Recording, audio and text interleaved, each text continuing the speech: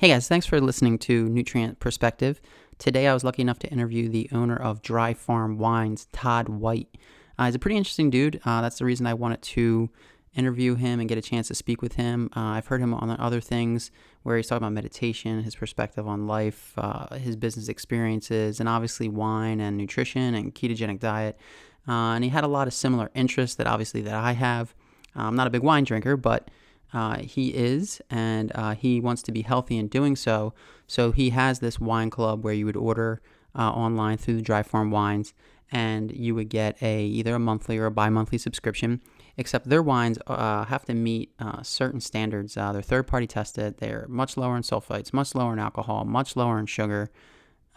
They're farmed a certain way. So he really gets into a lot about the wine industry in general, and it's really educational. So if you are a wine snob or wine is really important to you, you definitely want to listen to this and hear the things he has to say, because it's pretty eye-opening about how wine is processed and farmed in this country, and also what most wines are like that you buy in a store.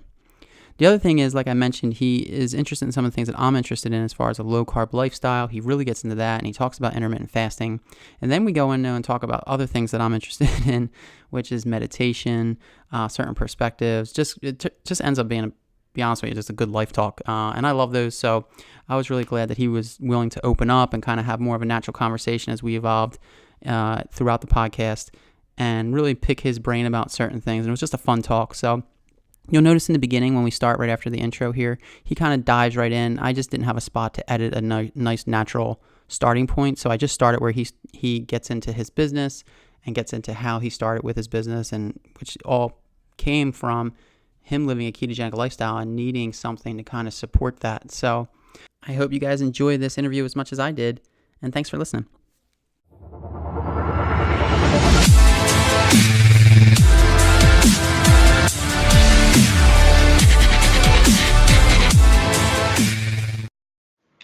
All right, Mark, thanks for having me on today. It's really exciting to share, well, at least part of my journey with your audience. So thank you very much. Appreciate your time. You're welcome. Let me start a little bit about how I got here. As you know, we're the only health quantified wine merchant in the world, and I'll explain what that means. But also we built, using a number of techniques, including meditation and a lot of group spiritual work together, we built an extremely successful and fast-growing company. So Dry Farm Wine, since its launch in 2015, has grown 675x in revenue. And that's with zero debt and no investors. Wow. So we attribute that growth, if business growth is your objective, we attribute that growth to our group practices, which are grounded in meditation. In addition to that, as you know, I've been on a ketogenic diet substantially for just a little over 4 years. I do come in and out of ketosis from time to time for a number of different reasons, but basically I live a ketogenic lifestyle, which is what led me to launch the wine company. So I've been a lifelong biohacker and have followed largely a low-carb diet, in and out low-carb, really since the Atkins diet in the 1980s. When I first started experimenting with what I didn't really understand was a ketogenic lifestyle at the time. But Robert Atkins is really the godfather of the modern ketogenic diet movement. Now, of course, the diet was developed in the 1920s to treat epilepsy in children, but and way before that, you could tie ancestral learnings back to even the Stoics and who were practicing fasting. And even the Romans knew that when they starved people with crazy behavior, which we know now were seizures, is that when they locked them away, that it had a substantial impact on what was thought to have been then just that they were crazy. But in fact, when they fasted them, they were able to control these seizures. So anyway, the ketogenic diet is simply a diet that mimics the effects of blood glucose restriction, which is the same thing that fasting does, right? And so the ketogenic diet is just a way to eat and have a luxurious diet, which is filled with beautiful and wonderful healthy fats, and get the and get the primary benefits that are associated with fasting. You may also know I practice a 24-hour intermittent fast, so I only eat once a day as well. And you'll do that every day? I do it every day. I've been on a 24-hour, well, you could call it 22-hour really, because there's an hour or two eating window, but I eat once a day around 6 o'clock at night. And I've been on that protocol for almost 2 years. Prior to that, for about 2 years prior to that, I was practicing the lean gains method, which is eating twice per day in a 6-hour window. So I might eat lunch around 2 o'clock, then I would eat again between 6 and 8 o'clock at night. And that is commonly known as the 16-8 or the lean gains method. I started eating once a day about almost 2 years ago. It was an extraordinary enhancement. I would say next to meditation, going to a 24-hour fast was the most significant leap forward in my wellness program. How many, do you track how many calories you eat? Sorry to cut you off there. How many calories you eat in that window that you have? I know there's different theories. Is there something that you adhere to, or do you just go off a feel, or do you follow a strict prescription of number of calories? I do not. I don't count calories. I don't think about calories. The only thing I think about when I process any thought about calories is less is more. So we know, when I tell people, this is a very common question, like, oh, do you worry you get enough calories? Do you worry you get enough nutrition? It's like, actually, I welcome the restriction of calories. I probably eat, excluding wine, because I usually drink about a bottle of wine a night, but excluding wine, my calorie intake is probably somewhere between 1,200 and 1,500 calories.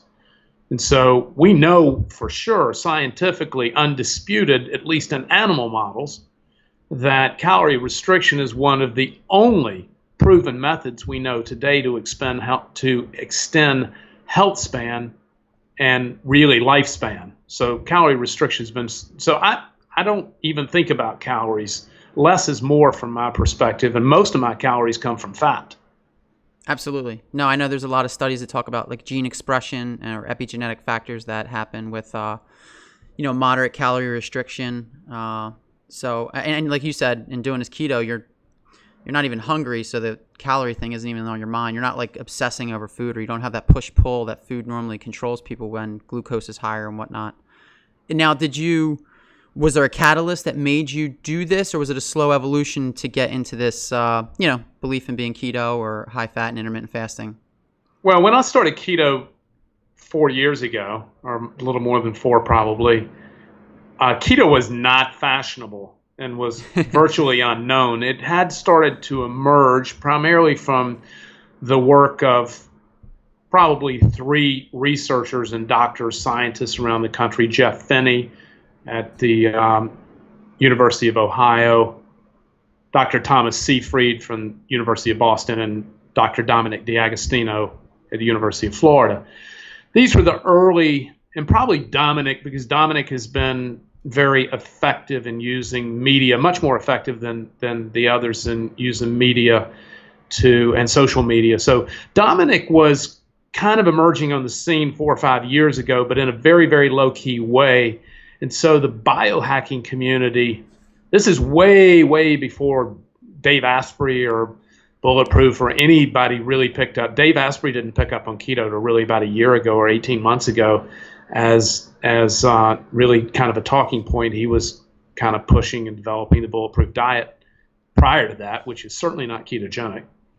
But so this was very, very early in the kind of revolution that has become ketogenic lifestyle and interest in the ketogenic diet. But the catalyst for me was really a weight loss plateau, and that's why most people experiment with the ketogenic diet. And so I had used Atkins and very low carb and really keto. I just didn't understand it well then. It wasn't well published, but I had used very low carb diets to shred weight off before. And I was using, what keto brought to it was actually a quantification, so you can measure ketone bodies or BHB in your blood. And I heard you routinely, I've listened to, obviously a number of your podcasts, and you'll routinely check daily, it sounded like. Do you still do that? I don't check daily. It depends. It depends. The cost of testing is quite expensive, and Yeah. I don't test daily, and also it's somewhat uncomfortable because testing daily, your fingers end up getting bruised, and it's just somewhat an unpleasant environment to check daily. Here's how I do use it. I can feel whether I'm in ketosis. I can almost predict where I am in the ketogenic cycle in terms of millimoliliters of BHB in my blood, because once you test often enough, and you've been ketogenic for a long time, you know what it feels like to be at various levels. And I don't like to be too high in measurements. So there's an emerging trend in the ketogenic lifestyle to kind of compete against who can have the highest reading on their blood meter, but I don't think that's really useful. And for me, I don't really perform at my optimal peak performance. I really like to stay between 1.6 or 8 and 2.4 millimolars in BHB for my measurement. That's kind of my optimal performance range. Much higher than I've been as high as 7.6 during an extended fast, which is quite high. How long's your longest fast that you did to get that to there? That was during a 7-day fast. Oh wow, okay. And but just because you're doing an extended day fast, your BHB levels will still fluctuate quite dramatically, and of course, your body and your brain requires glucose to function. Even though you're not eating, the body will manufacture its own glucose to satisfy the brain's needs. But so when I get much above 3 millimolar, I don't know if you've experienced this if you've done blood testing, but once I get up in the 3, 4, 5 range, I really get such a tunnel vision of focus, such a myopic sort of thought process. I just don't really enjoy it. You get into super high flow states, but it's almost like being in a tunnel for me. It's like I don't see things around me quite as well. Everything kind of closes up into a very myopic focus. And this is easy to understand historically and ancestrally why this happens. We know, and the reason that I maintain a ketogenic lifestyle after I broke through the initial weight loss plateau that I was attempting to break, which I ended up losing much more weight than I thought I wanted or needed to lose. Right. I thought I had about 5 pounds to lose. It turned out from when I started to today, I actually lost 22 pounds. And that includes while adding a lot of lean body mass at the same time. So it's hard to calculate actually what the weight of my fat loss was, because I've added quite a bit of lean body mass, which weighs more than fat. But that being said, I maintained a commitment to a ketogenic lifestyle because of the cognitive performance. And this myopic focus and flow state and this cognitive enhancement that ketone bodies, which are water soluble and break through the blood-brain barrier much more effectively than glucose, which has a protein barrier, has a protein shell on it, if you will, and doesn't pass through the blood-brain barrier as efficiently. So the ketone body just really enhances cognitive performance. And what happens when you get super high in ketone energy is that you get this more myopic kind of flow state view, but you tend to miss things around you because do you know have you ever experimented with this? Absolutely. And I've had I've never done a 7-day fast. I've done a 3-day fast, and now me and my wife pretty much live a ketogenic lifestyle.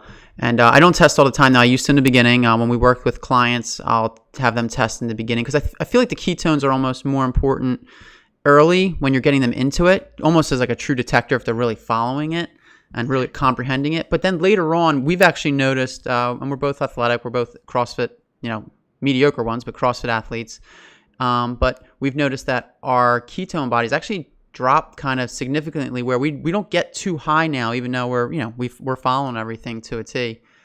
We don't get as high. Yeah, you're going to burn those off. I mean, if you're expending energy, you're going to see fluctuations in your in the readings, because your ketones are being utilized as energy, so they're not sitting there in your blood to be measured. They're being utilized. So depending upon your activity levels will have a huge impact on what's measured in your blood. But let me go back to the original point ancestrally and why the ketogenic diet works for most people and why it has such ancestral relevance to our energy levels. And so this will all make common sense to your listeners, which is, look, if we got weaker and less mentally focused from not eating, we wouldn't have survived as a species. So in fact, just the opposite happens. When we don't eat and during periods of starvation, which can be mimicked through fasting, or as I said, the ketogenic diet is really mimicking the positive benefits of fasting. And so in this fasting mimicking diet, which is the ketogenic diet, if in fact with the production of ketones, which those ketones really originally were produced to protect against starvation. They weren't produced from the ketogenic diet. But here's what happened. During starvation periods, we would produce ketones, and those ketones were actually a superior source of energy. And this is how we function most of the 2.5 million years we've been walking around. Most of that time, we've been in and out of ketosis. When you don't eat, and your ketone bodies are your primary source of energy. In fact, you don't become lethargic or less aware or weaker. In fact, just the opposite happens. You get stronger, faster. In fact, when you fast, you sleep less. And this all makes sense ancestrally. So when I do a 5 or 7 day fast, I usually sleep between 3 and 5 hours a night, where I normally, during normal feeding periods, I sleep about 8 hours, just like most other people. But when I'm fasting for an extended fast, I normally don't sleep more than about 4 or 5 hours. And the reason for all this adds up, and this is a very common phenomenon for people who do extended fasting. The reason being is that because, look, if we weren't eating, we need a few things to happen ancestrally. We need to be sharper. We need less sleep. We need to get on the prowl and go find food. We need to be stronger, and we need to be super aware of our surroundings so we can catch and gather and find food.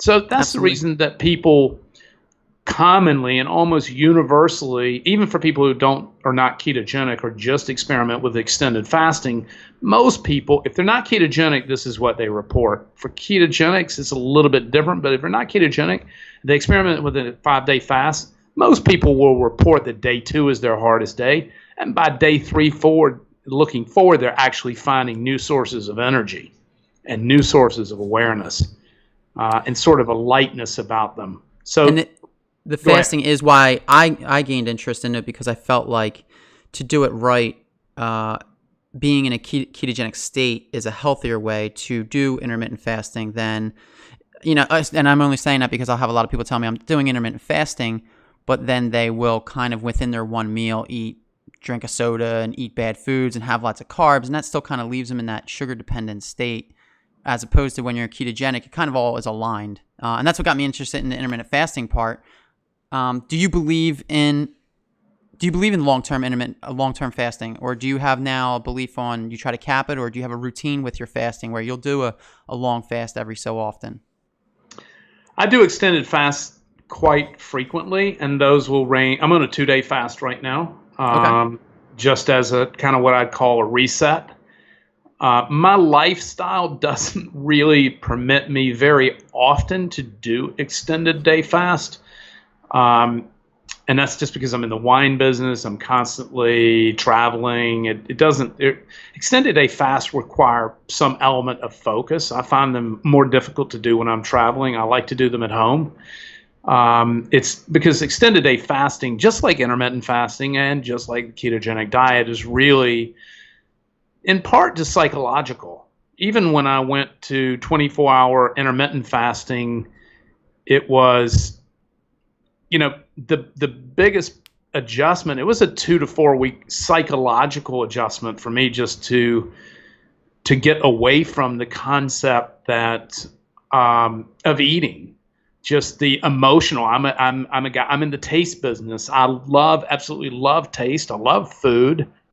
I'm a hedonist. I just love pleasure, and so now on the flip side of that, I can tell you that from 24-hour fasting, that brings me a tremendous amount of pleasure, right? Because this clarity and this feeling of not eating is actually quite euphoric.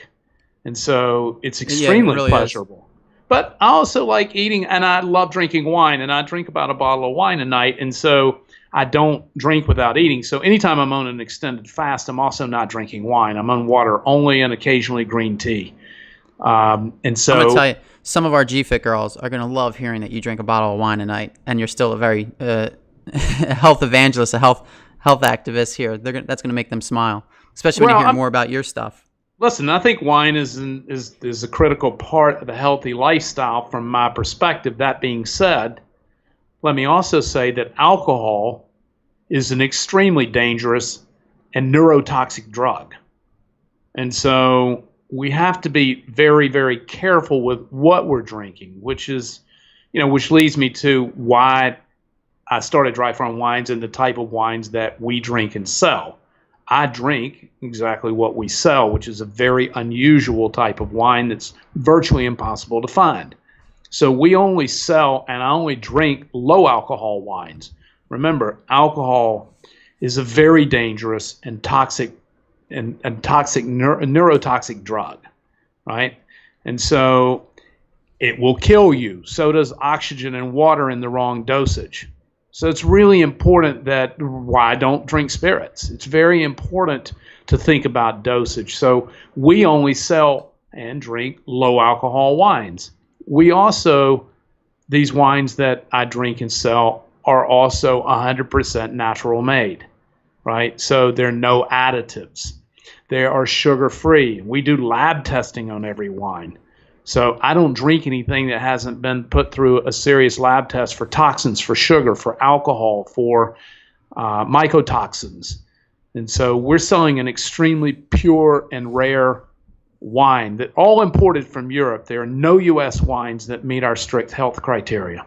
So so what you're drinking, am I drinking a bottle of wine? If I drank a bottle of standard wine you buy in your grocery shop or in your grocery store or wine shop, it would make me sick. I'd wake up the next day with horrible brain fog if I was even barely functional. So these wines are very, very, very pure, and it makes a huge difference, which is why our business has grown just explosively.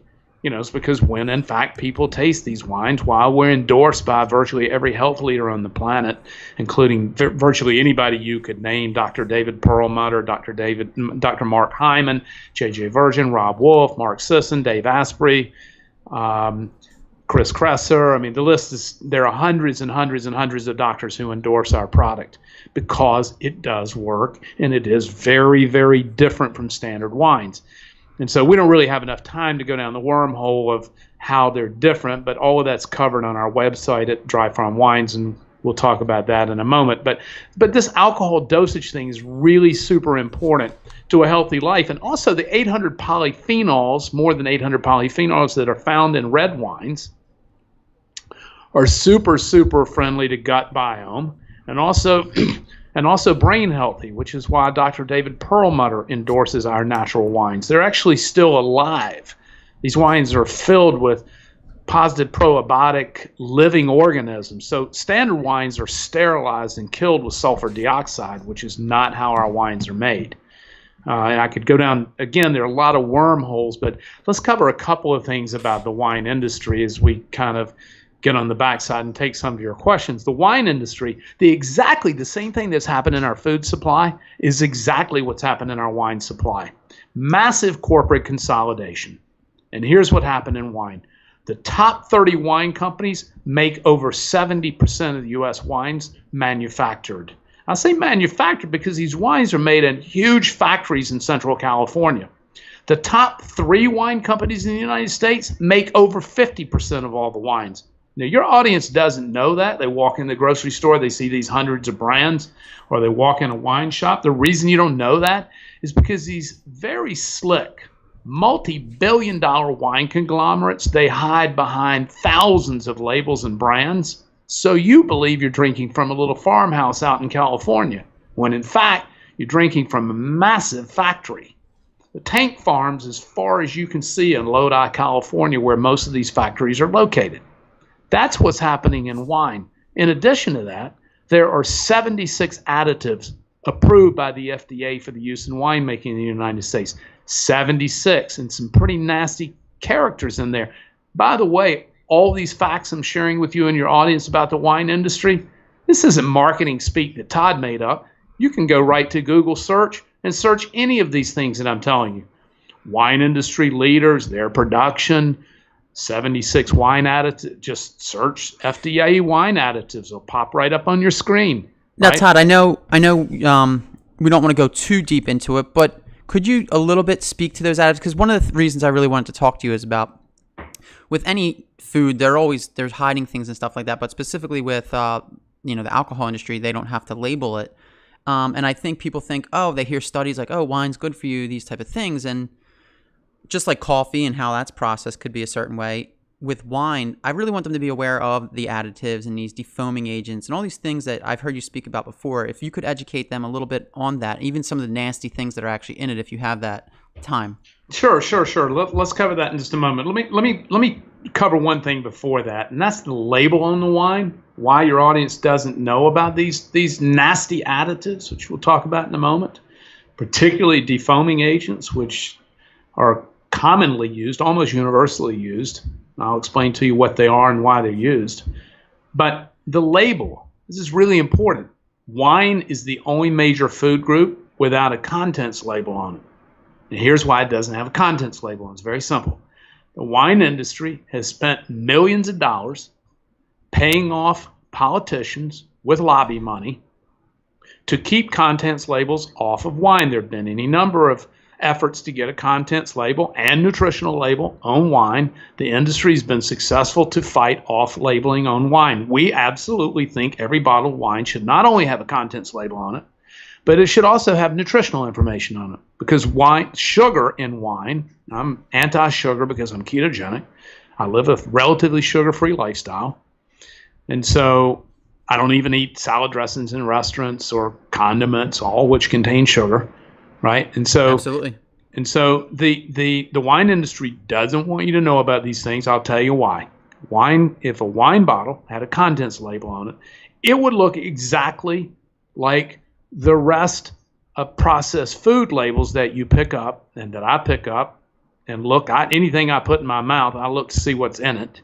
I don't pick up packaged foods because I don't eat packaged foods. But anything that comes in any kind of container that has had any kind of processing at all, I want to know what's in it. Fortunately, the law requires that the contents are there.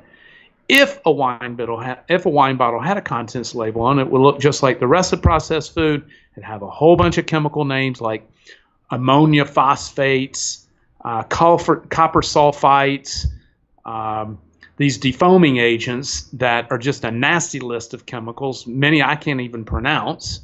Right, they're all online, as I said, under FDA additives. This is exactly would be color agents and dyes and stabilizers and all kinds of nasty refining agents like fish bladders and chicken parts and things that are used for the fining or for the limpidity or clarity of a wine. Americans believe that the best wines are crystal clear. That's in fact not even true. That clarity, or what's known as limpidity, comes from an unnatural filtering and fining of wine. Americans also believe that the darker a red wine is, the higher quality is. There's also zero truth to that statement. But what that does lead to are techniques and chemical additives that make wines darker, red wines darker.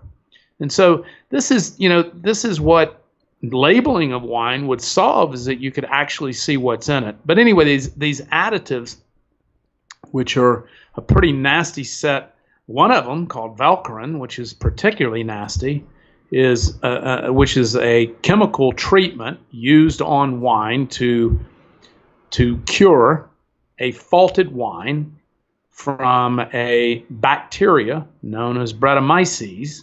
Brettanomyces is the most common bacterial fault that can happen to wine in its processing, and there is a chemical process that is used to kill that Brettanomyces in the cellar. You have to use an FDA certified third-party administrator that comes in. The winery cannot apply this chemical to the wine. It has to be a specially licensed applicator. It's a third-party firm that comes into the winery. They treat the wine with this chemical. The winery must be empty, and the people applying the wine are in hazmat suits. And if you drink the wine within 24 hours after treatment, it will kill you. This is a commonly used chemical, and it will kill you. And the government allows up to 200 parts per million to be residual of this chemical in wine legally. So this is just some of what's going on. What happened to me and how I ended up in this, and again, you can find more facts about this on our website, but how I ended up here was, as I tuned up my nutritional programming and became ketogenic and really got my body, as you know, will become more sensitive as your nutrition gets clean and your experience with eating gets cleaner and more restrictive and more focused. Your body becomes more sensitive to the toxins that it experiences. And that's exactly what happened to me with wine. I was a lifelong wine lover. I didn't know anything about natural wines. I didn't know anything about additives in wine. Neither does anybody else. This is the wine industry's deep, dark, dirty secret. And they've been very effective at keeping it secret. And so, I've spoken to millions of people on very popular health and performance podcasts in the United States and around the world. And so we've started to educate people about what's happening. But here, that's what happened is I couldn't drink wine anymore. It was making me sick. I actually felt like shit from wine. I just didn't know it. I thought that's just what wine felt like. No, and I love that you're bringing this up and you are educating people on this, because to me it's a microcosm of the state of everything. I know you have sad diet, standard American diet of everything and the food they eat and how empty it is and how toxic it is or how high in sugar it is. I've heard you talk a lot about how things related to food are toxicity, dosage, and sugar. And I feel like if you took those same principles and applied them even to food, reduced sugar, reduced our dosage, and reduced our exposure to toxicity, like I said, it's a microcosm of all the issues that are out there in our diet and in people's lifestyles. It is, but here's the thing. See, people, until you remove yourself, until you eliminate these, particularly sugar and unhealthy fats, until you eliminate processed food, unhealthy fats, and sugar, until you eliminate this and get far enough away from it, I'm talking about 4 to 6 weeks, 8 weeks away from it, you don't know how bad you really feel, because you think that this is just what the life experience is about, but it's not. In fact, I love the proverb. This is my favorite proverb about this topic. To feel is to understand. And until you feel this clarity, until you feel this lightness, until you feel this extraordinary experience of living a clean nutritional life, you don't really understand how bad you feel now until you experience the other side of it. And I agree. I've people were asking me about it, and just even in general, clean eating. And I tell people, when you really transition over to it, you actually don't know what 100% to feel 100% good really is. You might be operating at 81%, and it's almost, when you get there, it's almost spiritual. It sounds dramatic, but it's very true. You don't even know what to do with all the energy. You don't even know what to do with all the productivity. I mean, you got to find something to. You got to find something to take up the time. You've got all this time on your hands. You've got all this thought. It's the reason that meditation is very, very important, because, next thing you know, you've got all this clarity and now you're thinking all the time, right? You want to do something. And this is where, meditation is super, super effective in helping you to be aware of how you think and to sort of channel the right thinking while being able to suppress, unhealthy thinking. And so that, you can end up with more time. You have no idea how excited you'll be to think and to produce and to create. And, people have no idea. Not only that, the other thing, another reason that our wines have been so popular, particularly among clean eaters, is the other thing that you don't realize, and I talk a lot about this as well, is how dead your palate is, right? Until you get away from these processed foods and this deadening, this killing of your palate, you don't taste things because your palate's dead. I totally agree. It's dead from all these chemicals and dead from all these processed foods and dead from all this sugar. But when you get away from that, your palate, like the rest of your body, and it will restore itself. The body is a really restorative mechanism, right? And so it's quite brilliant in how it works. It will restore itself, and so your palate will restore.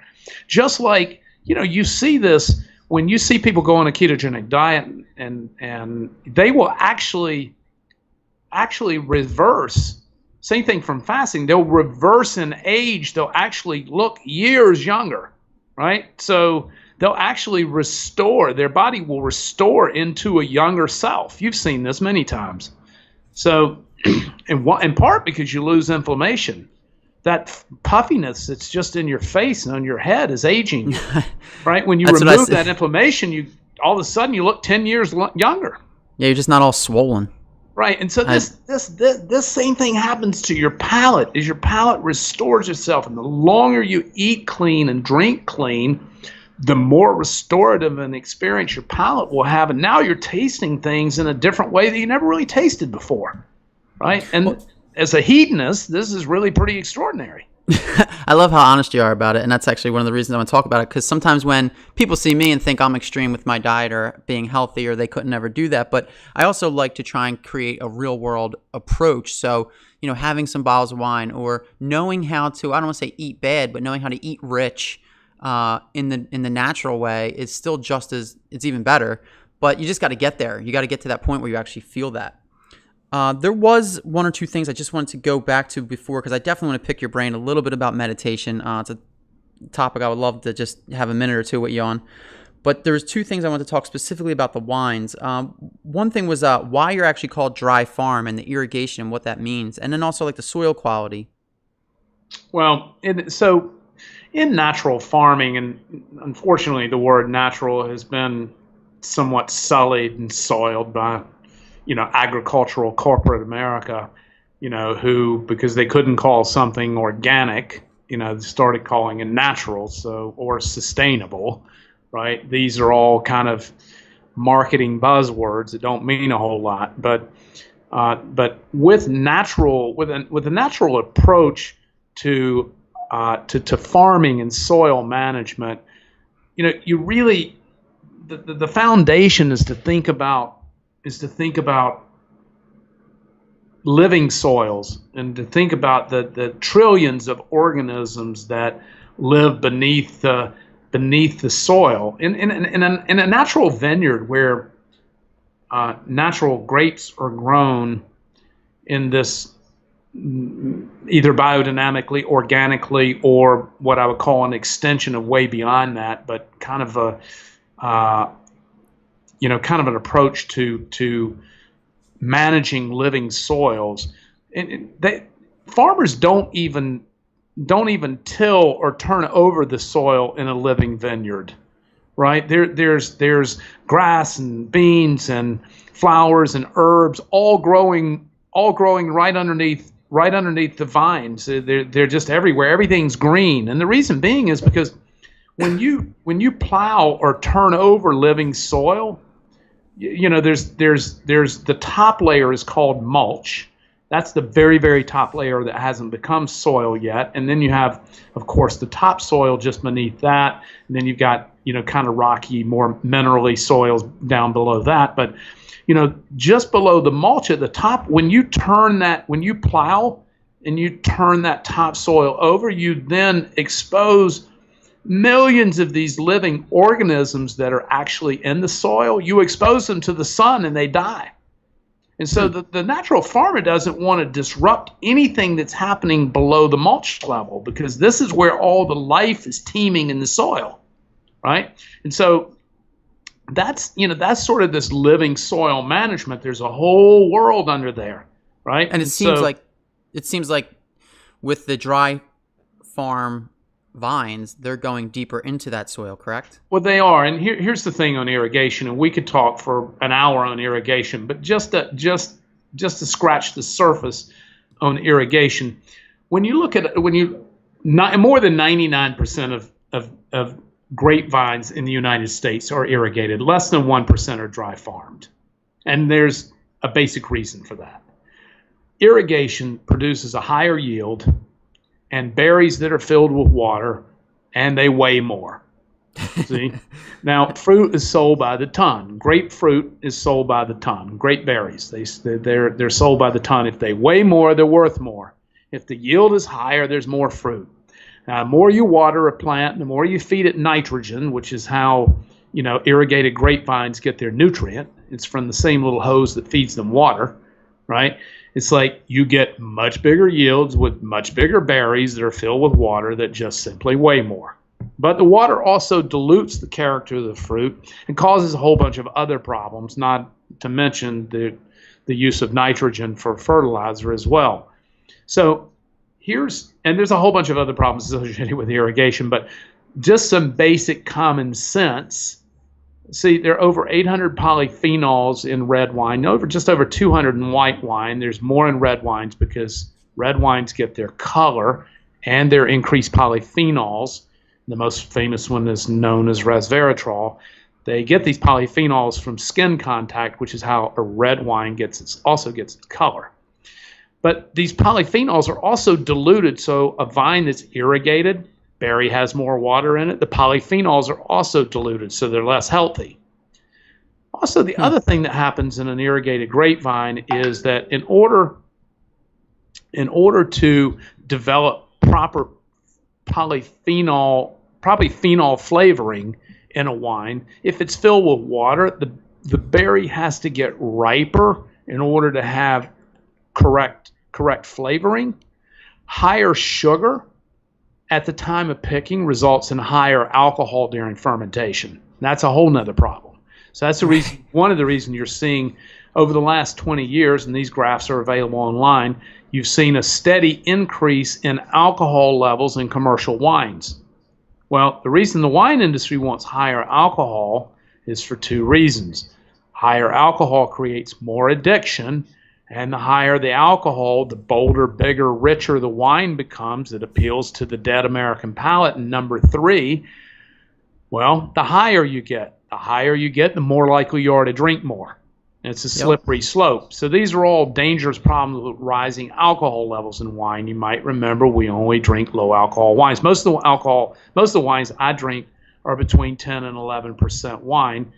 We just started this year selling as low as 6% wine, and our goal is to get down to 3%. Now, the reason being is because, alcohol is very healthy in low doses, not healthy in high doses, and comes with all kinds of remnants. Back to the irrigation for a second, because irrigation leads to higher alcohol levels. This is a scientific fact because of how wine is made. And just a quick lesson in fermentation, what happens is that the grape juice, because the most popular question we get is, how are your wines sugar free? Well, this is how wine is made. Grape juice, which is filled with sugar, is inoculated with yeast. The yeast eats the sugar. In the process of eating the sugar, the yeast produces, the byproduct of that is carbon dioxide and ethyl alcohol. So that's how you make alcohol. At least that's how you make alcohol in wine. Okay. So then when the yeast eats all the sugar, it's fully fermented. There's no available sugar left to eat, and the yeast will die because it doesn't have any food source. How sugar gets in wine is that the commercial winemakers are using sulfur dioxide to kill the yeast prior to it completing its fermentation, leaving residual sugar behind in the wine. several reasons that commercial wines do that. Commercial winemakers do that. It adds more body to the wine. It appeals to the dead American palate. So natural wines are most of them, or the reason we test for sugar, most of them are fully fermented and are 100% sugar free. So here's the point on irrigation. The higher the sugar is in the fruit at the time of picking, remember, because it's filled with water, sugar levels have to get higher to develop correct flavoring in order to make wine. So the higher the sugar at the time of picking, the higher the corresponding alcohol will be at the time of fermentation, because more sugar to eat produces more carbon dioxide and more alcohol. So wrapping up irrigation, common sense will tell you an irrigated grapevine at maturity has a root ball that's about 3 or 4 feet, about 2 to 3 feet in diameter and 3 to 4 feet deep, because it's getting all of its nutrients and its water from the surface. An unirrigated grapevine at maturity can have vines that are 50 feet deep. And what these vines are doing, and why these wines are healthier and they taste better, it's illegal to irrigate in almost all of Europe. Interesting. Yeah, the reason they taste better, Europeans know what I know, that Europeans have been making wine for over 3,000 years, right? And so when you irrigate a grapevine, you stop the fundamental, the physiological process that creates high character and high antioxidants in fruit, because these vines, these little capillaries, are like about the size of hair, right, are struggling. There are millions of them, right, just struggling as they break apart tiny pieces of soil and rock and mineral in their search for nutrients and water. And this struggle creates a much higher character of fruit. Not only is the vine struggling to feed itself, but it's struggling in competition with its neighbor. That's the reason the grapevines are planted close together. That we want to encourage this struggle among the plants in order to create their highest and best fruit. Well, that struggle is all interrupted when you introduce irrigation. In fact, irrigation is the first interruption to nature's logic. So grapevines have been growing for nearly 10,000 years, and nature has all this figured out. And what we want to do is interrupt nature's process, and interrupting nature's process in all kinds of farming and food production produces an unhealthy product. And it's for yield and profit. And I mean, and there's nothing wrong with that. Obviously, I have a business and everything like that, but I'm saying it's perverted the food chain or the food system in so many ways, whether it's this example or I think even Deep Nutrition, she talked about in her book, she mentioned how, like, the French paradox, where I feel like you're saying, it kind of made me think of it when you talked about how Europe, they do not irrigate, but it's the same thing. Like, they almost are snobbish about their food. So things that we put MSG in here to create that flavor, they would do it by cooking with moisture, cooking it longer, cooking it slower. That'll naturally bring those flavors out of meats. And that almost snobbish mentality about their food actually makes it so much more quality and can even be maybe contribute to that, say, French paradox thing. But you're kind of demonstrating that here and even talking about how they do their food, how they irrigate or don't irrigate in Europe versus the United States.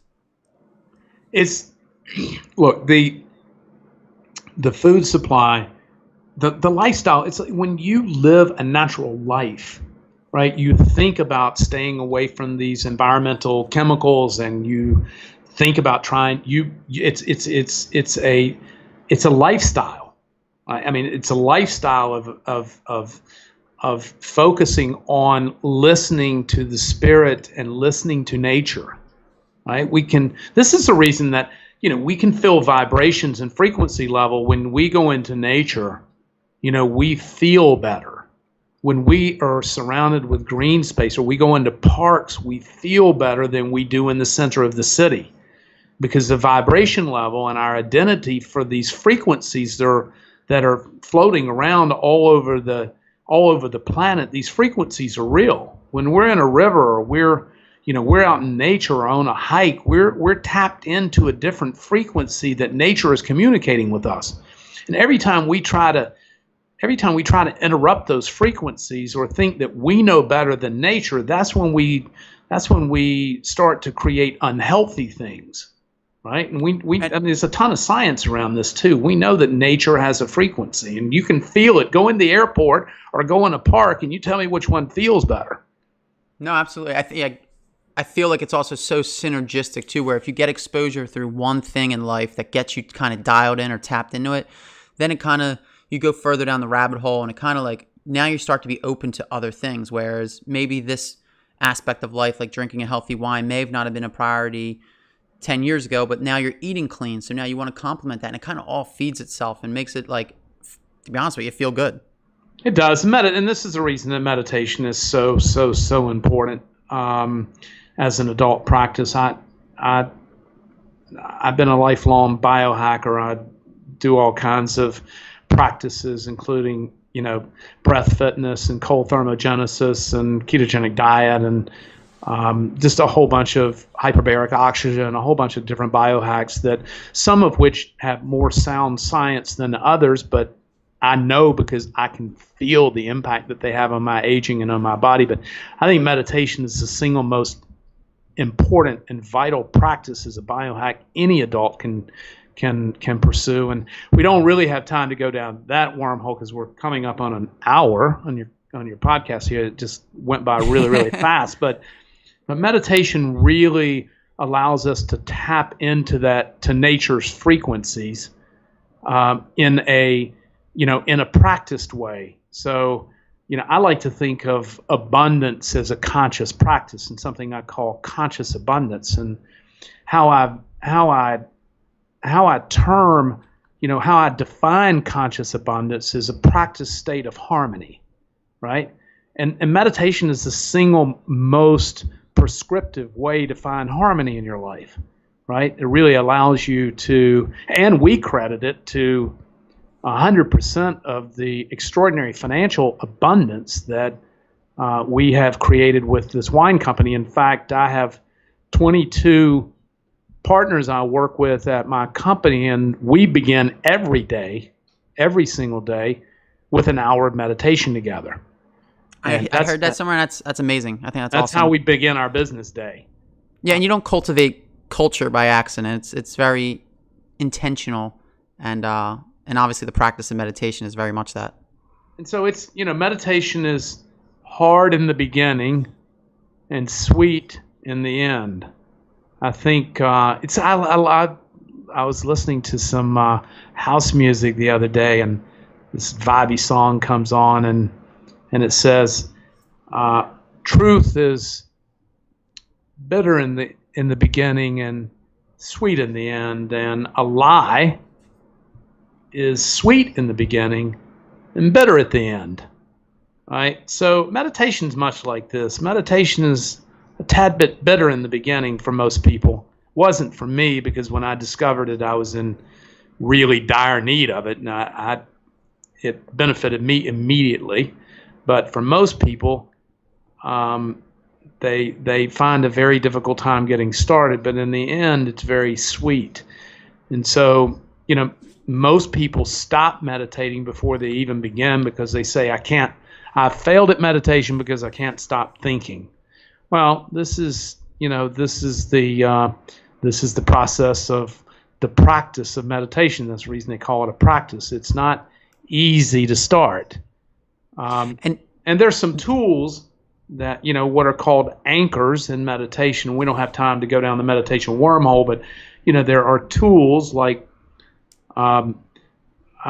anchors, which might be music or breath or concentration, or at the most, at the most assertive would be mantras.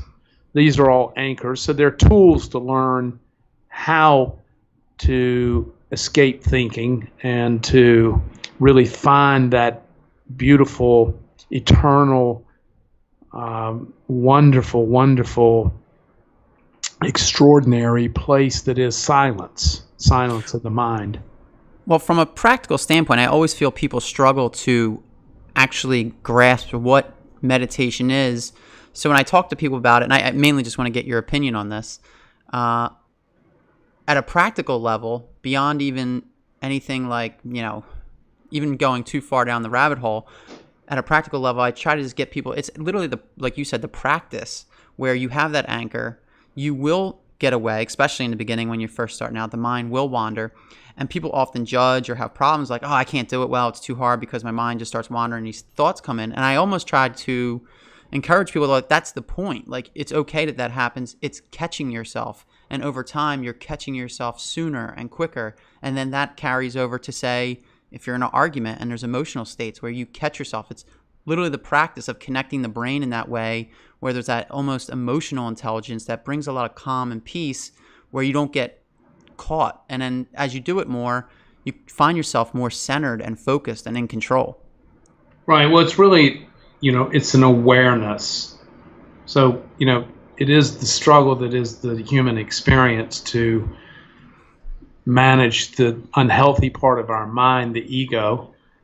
So it's just an awareness. We all suffer from this exact same problems and challenges and opportunities.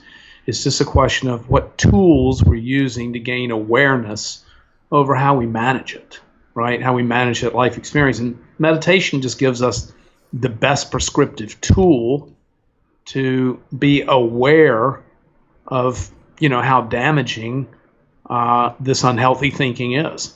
And so and over time, the real benefit of meditation is not the time you're in a meditative state. It's in the rest of your day when you're processing your awareness, but your subconscious is acting on its health, right? Not on its unhealth.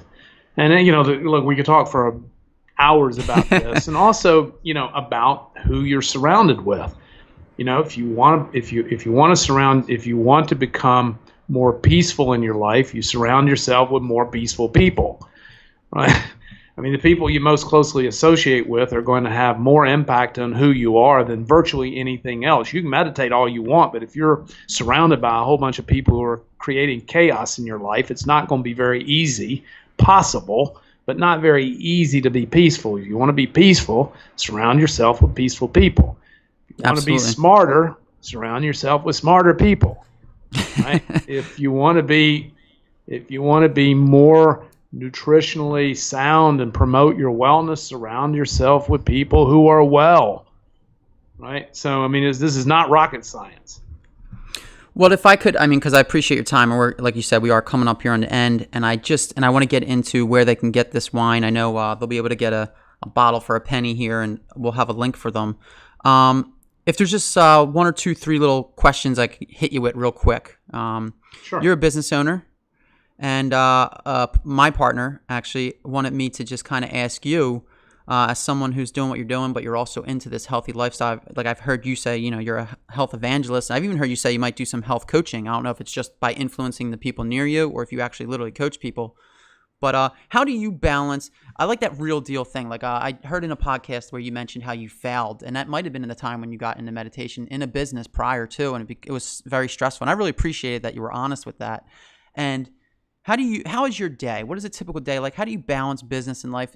Do you find yourself, it is stressful and it's overwhelming, or over the years have you found a way to have a good interaction with it, a balance with all of that, in owning a business and in trying to be concerned about your health and your lifestyle? Well, I've been self-employed since I was 17, so I've had the great experience of founding, a number of companies. One of them, which was an extraordinary failure that left me in despair and suicidal and just in a horrible place. That's when I discovered meditation. And my life was forever altered in such a profound way. And why I am an evangelist. I don't coach people professionally. I only advise the people around me and influence people through my work publicly and public speaking. But I can tell you, I don't really have any stress in my life. I'm surrounded by 20 people that I love and work with who are extraordinary performers and who are all deeply spiritual and involved in a joint shared meditation practice together. People are the number one cause of stress in your life. And so again, who you're surrounded with, and that goes down to vendors and suppliers and professionals and what I call the architecture of life. So your banker, your accountant, your lawyer, your business partner, your romantic engagement, all of these people, need to be in the right headspace if you're going to truly, because these are the people who are bringing things at you, right? Now, how you process what they bring at you is part of the trick, because you can't always control everything that's coming at you, but getting the architecture, the underlying foundation of these relationships around you in the right place minimizes what can come at you, right? Now, how we react to what comes at us, that time between the stimulus, somebody cutting you off in traffic, and your reaction to it, that time between the stimulus and your reaction is your power and freedom. Right? So how I decide to react to the stimulus, or how I train myself to respond to stimulus, is of my own making. But the first key, in my view, is to reduce the negative stimulus. And that's almost always coming from people around you, right? And I feel sometimes people may be hesitant to remove those things out of either loyalty, or I don't even know if it's just Protestant work ethics, belief you got to struggle to get somewhere type of thing, or what it is. But I believe it's, like you're saying, it's important to make that change and remove that stimulus. Well, it's guilt. It's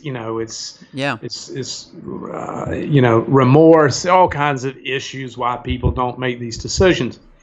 It's hard, particularly in romantic relationships. This is probably the single most difficult area, to really affect much needed change, right? And so, it's probably the most difficult. But then people find themselves trapped in jobs that they can't get out of because they got a mortgage and they got responsibilities. And, we kind of build up and we stack all this weight on top of our shoulders that don't allow us to have the kind of flexibility that we need in order to structure the foundation. They've got this huge house on top of them that they've constructed over the years, and the foundation is just not sound. And so, as a business person, I can tell you, I have spent my entire life in stress-filled environments, struggling in business. Where in my current business, I can tell you there's zero struggle, near zero stress. And this really has to do with the people and also my customers. I made a business, when I failed in my last business, I made 18 business rules that guide all investments and guide the formation of this company. And those business rules, your customers matter too. One of those business rules in the 18 rules is I'll never have another business that has a small number of large customers. I spent most of my business life in B2B, where I had 5 to 10 very large customers who represented the majority of my revenue. Well, when that happens, then you become the puppet of those 5 to 10 customers, right? So now I have 40,000 customers, any of which I can fire at any given time with no material impact, on my financial sanity, right? Now, I've only fired one customer at Dry Farm Wines, but I retain the right to fire any of them who are uncivilized, or try to attempt to interrupt the peace in my life or the life of my partners, right? The people I work with. And so that's a really important distinction. So it's not only your vendors or the people you work with, it's your customers who can bring a lot of unrest to your life and stress, right? So anyway, so it's just this kind of thinking in ways of, and we could do a whole podcast on this architecture of, how to think about all this and these business rules about how to reduce stress in your life by just putting in place, these fundamental rules that and I learned these, from bad judgments. I learned these from shitty experiences. Right. And then Yep. I was like, I'm not doing this anymore. And and I know every time I violate this rule, it's going to cause me pain. And so I just need a business that fits these rules. And that's how this business became. Yeah. And I think I don't know if one of the rules is that you've aligned it with your life values and your own beliefs. Like, I mean, this business seems to have come out of an actual need for yourself personally and beliefs and values, and something that you do and stuff that you enjoy. So, yeah, it's rule number one, actually. So yes, that is the foundation. I mean, it needs to be something I'd be willing to do for free. And what I do today, I'd be willing to do for free. Right, because you believe in it, you want it yourself. It's fun too. I like what I do. I mean, what's wrong with this? Yeah. I just spent an hour talking with you about topics that matter most to me. I mean, is it getting better than that? I mean, what's wrong with that? No, I could talk to you this stuff all day, but I don't I don't want to do that to you. I know. So yeah, I've heard you say so many powerful things, and your interest in different podcasts and whatnot, about change and power and fear and being bold and a lot of inspirational stuff. I even heard the one podcast where you read the Theodore Roosevelt line, which is a pretty powerful line. And we don't have to get into that now, but maybe I'll post that with this below so people can see it when I post the podcast. Yeah, it's the man in the ring. So Theodore Roosevelt, 1932, Paris, or 1929, and about adversity. And but I love the quote. I think my experience has been with meditation and with this peaceful practice that I have in my company and our kind of mission to love more and to be non-judgmental and to be patient. And yeah, I've really found that actually doing less and just by thriving around love, not striving, not the fight, but in fact the love, I've found much, much greater financial success and much, much greater abundance in my life by letting go, by actually thriving in a peaceful, loving environment instead of striving against the machine, right? We don't have, we don't have we don't have all these grand business plans and, all these strife and disappointment. We focus on thriving around acceptance and non-judgment and sort of just spreading more love. And we believe that like energies and like frequencies attract each other. So the more we love, the more we spread love, the more we think about abundance and prosperity and ignore the temptation to focus on scarcity and negativity. Look, we're hardwired to be fearful. For most of our existence, we needed fear to survive as a species.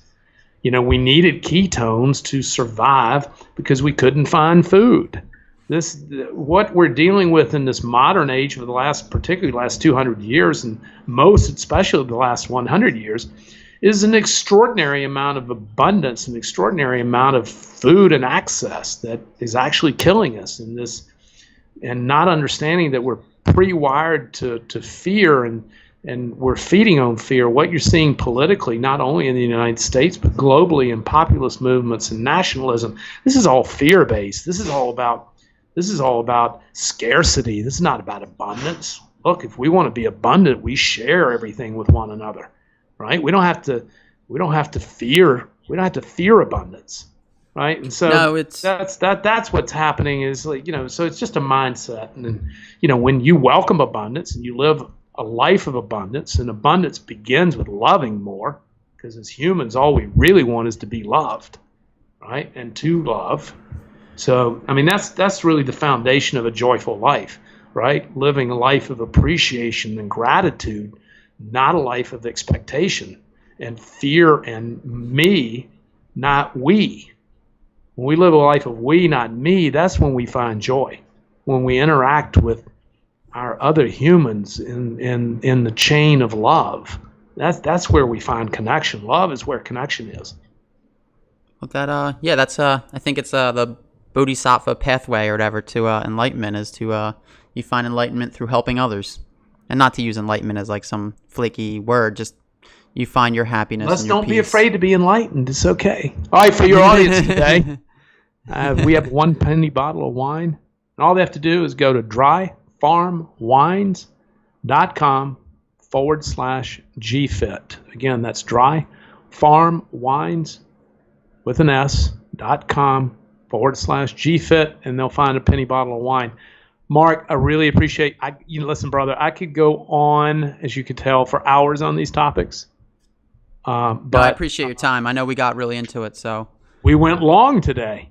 So we did, and I appreciate that a lot because I love talking this stuff. And we will get that link up there when we post this with the to share it. And I think you've expressed very well what the difference between your product is and the typical bottle of wine out there on the market. Awesome, my brother. Thanks for having me today. Much love to everybody in the audience. Tell somebody you love them today. Touch someone. Go out there and smile. Help someone less fortunate. Be in the service of others with that love. And thank you again for having me. I appreciate it, Todd. Have a good one, man.